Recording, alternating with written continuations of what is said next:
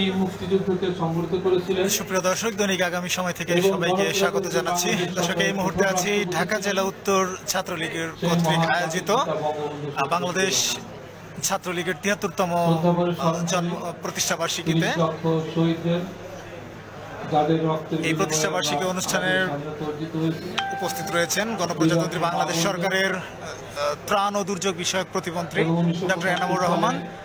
মঞ্চে আর উপস্থিত আছেন ঢাকা জেলা উত্তর ছাত্রলীগের সভাপতি সাইদুল ইসলাম, সাধারণ সম্পাদক ইসলাম। এই মুহূর্তে দর্শক আপনারা দৈনিক আগামী সময়ের মাধ্যমে দেখতে পাচ্ছেন অনুষ্ঠানে বক্তব্য রাখছেন গণপ্রজাতন্ত্রী বাংলাদেশ সরকারের ত্রাণ ও দুর্যোগ বিষয়ক প্রতিমন্ত্রী ডক্টর এনামুর রহমান। প্রিয় সুধীবৃন্দ, আজ আমাদের আনন্দের দিন। এশিয়ার সবচেয়ে বড় ছাত্র সংগঠন বাংলাদেশ ছাত্রলীগের আজকে ৭৩তম প্রতিষ্ঠা বার্ষিকী। ছাত্রলীগ, ছাত্র মানে তরুণ, ছাত্র মানে তারুণ্যের প্রতীক, ছাত্র মানে শক্তির আধার। মহান জাতির পিতা বঙ্গবন্ধু শেখ মুজিবুর রহমান বুঝতে পেরেছিলেন যে পাকিস্তান ভারত ভাগাভাগির পরে যে দেশটি আমরা পেয়েছি, সেই দেশের মানুষের মুক্তির জন্য আরেকটি স্বাধীন দেশের দরকার, এবং এই স্বাধীনতা আনতে এই তরুণ ছেলেদের দরকার, তরুণ ছেলেদের সংগঠনের দরকার।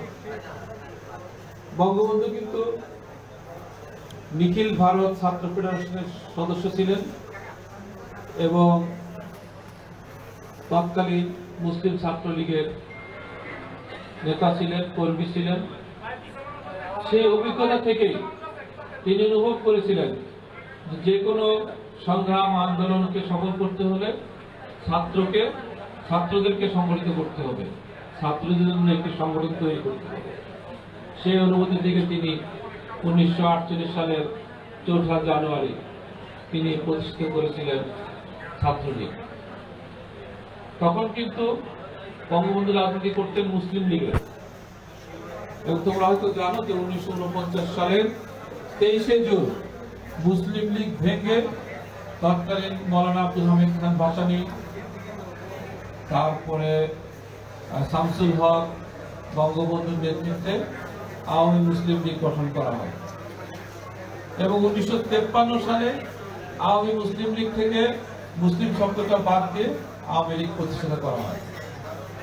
আমরা যদিও আওয়ামী লীগের প্রতিষ্ঠা বার্ষিকী পালন করি ১৯৪৯ সালে, সেটা ছিল আওয়ামী মুসলিম লীগ, আর আওয়ামী লীগ ১৯৫৩ সালে প্রতিষ্ঠিত হয়েছিল। কিন্তু বঙ্গবন্ধু কতটা দূরদৃষ্টি সম্পন্ন ছিলেন যে তিনি আওয়ামী লীগ প্রতিষ্ঠার আগেই ছাত্রলীগকে প্রতিষ্ঠা করেছিলেন। এবং এই ছাত্রলীগই কিন্তু যখন কায়েদে আজম মোহাম্মদ জিন্নাহ ঘোষণা করেছিল Urdu will be the mother language of Pakistan, only Urdu, তখন কিন্তু এই ছাত্রলীগ বঙ্গবন্ধুর নেতৃত্বে গর্জে উঠেছিলেন, এবং তখন থেকে আন্দোলন শুরু হয়। এবং ১৯৫২ সালে যে ভাষা সৈনিকেরা শহীদ হয়েছিল, রফিক, বরকত, সালাম, জব্বার, সবাই কিন্তু ছাত্র ছিল, সবাই ছাত্রলীগের সদস্য ছিল। এবং পরবর্তীতে যত আন্দোলন সংগ্রাম হয়েছে, এই ছাত্রলীগ, ঢাকা বিশ্ববিদ্যালয়ের ছাত্র নেতারা, ঢাকা মেডিকেল কলেজের ছাত্ররা, এরাই কিন্তু রাজধানীতে এই আন্দোলনকে সংগঠিত করেছে। এবং এই ছাত্রলীগের নেতৃত্বেই কিন্তু ধীরে ধীরে আওয়ামী লীগ শক্তিশালী হয়েছে।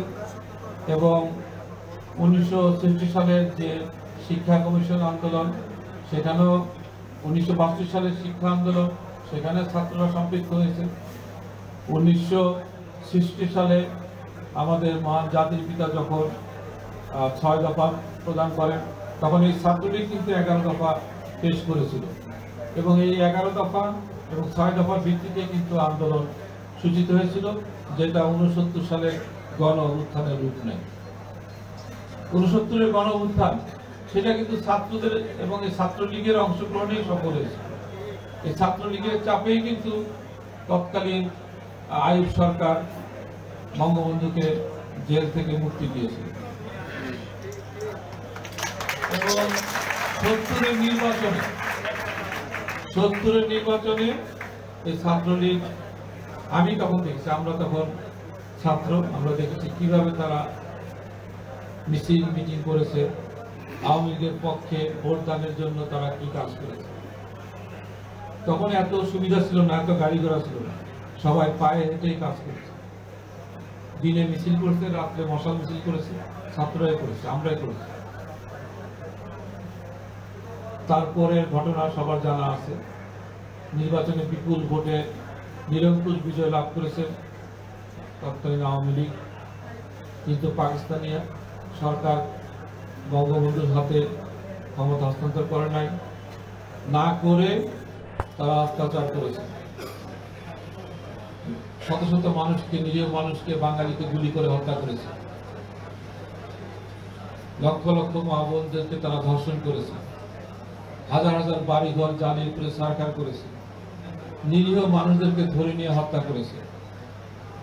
এই প্রতিবাদও কিন্তু ছাত্রলীগ করেছে। ছাত্রলীগ তখন কিন্তু ভয় পায় নাই। একই সাথে তারা মিছিল মিটিং করেছে, প্রতিবাদ করেছে, বাঁশের লাঠি নিয়ে পাক হানাদারদের মোকাবেলা করেছে। এবং ৭ই মার্চ ১৯৭১ সালে বঙ্গবন্ধু সেই জাদুকরী ভাষণের পরে ছাত্রলীগের অসংখ্য নেতাকর্মী ভারতে পালিয়ে যায়। সেখানে তারা প্রশিক্ষণ গ্রহণ করে এবং অস্ত্র হাতে এই তৎকালীন পূর্ব পাকিস্তানে প্রবেশ করে, পাকিস্তানি হানাদারদের সাথে যুদ্ধ করে, তাদেরকে পরাজিত করে স্বাধীনতার সূর্য ছিনিয়ে আনে। এই যে বলা হয় যে ছাত্রলীগের ইতিহাস সাফল্যের ইতিহাস, ছাত্রলীগের ইতিহাস গৌরবের ইতিহাস, ছাত্রলীগের ইতিহাস অর্জনের ইতিহাস, ছাত্রলীগের ইতিহাস সফলতার ইতিহাস, ছাত্রলীগের ইতিহাস বাংলাদেশ অভ্যুদয়ের ইতিহাস। আমরা যে যতই কটাক্ষ করি না কেন, বা ছাত্রলীগের নাম শুনলে আমরা নাক কুঁচকাই অনেকে, কিন্তু মনে রাখবেন, তাদেরকে আমরা জানিয়ে দিতে চাই যে বাংলাদেশ অভ্যুদয়ের যে সূত্রপাত হয়েছিল এবং শেষ পর্যন্ত যে স্বাধীন বাংলাদেশ সৃষ্টি হয়েছিল, তার প্রতিটা রন্ধ্রে রন্ধ্রে এই ছাত্রলীগের ছাত্রদের রক্তের অবদান রয়েছে। এবং স্বাধীনতার পরে বঙ্গবন্ধুকে হত্যা করার পরে যত অন্যায় হয়েছে, যত অবিচার হয়েছে, ছাত্রলীগই এগিয়ে আসছে প্রথম প্রতিরোধকারী হিসেবে। স্বৈরাচার পতন, ছাত্রলীগের অবদান। তখনও ছাত্রলীগ রক্ত দিয়েছে। আর দেশের কল্যাণে যদি বলেন, একটু আগে আমার মনিরুল ইসলাম বলেছে, ছাত্রলীগ ধান কেটেছে বন্যার আশঙ্কায়।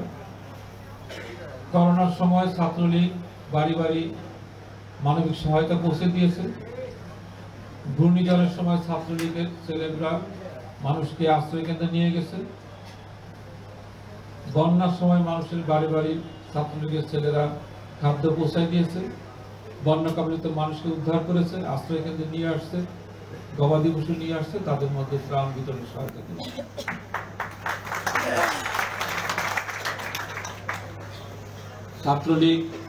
ছাত্রলীগের অভিভাবক আমাদের প্রিয় প্রধানমন্ত্রী জননেত্রী শেখ হাসিনা, তার নির্দেশে ছাত্রলীগ চলে। বিশাল সংগঠন, ছোটখাটো ত্রুটি থাকতেই পারে, সবখানে। এটা মাননীয় প্রধানমন্ত্রীকে কখনো কখনো বিব্রত করে। আজকের এই প্রতিষ্ঠা বার্ষিকীতে আমাদের শপথ থাকবে, আমরা এমন কিছু করব না যাতে আমাদের প্রিয় প্রধানমন্ত্রী শেখ হাসিনা বিব্রত হয়।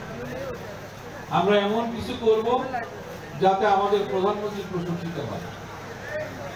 প্রধানমন্ত্রী সবসময় বলেন, দলের নেতা কর্মীরা ভালো কাজ করলে। দর্শক, দৈনিক আগামী সময়ে সরাসরিতে আপনারা এখন যারা যুক্ত হয়েছেন, যুক্ত ছিলেন, তাদের সকলকে পুনরায় আবার জানাচ্ছি।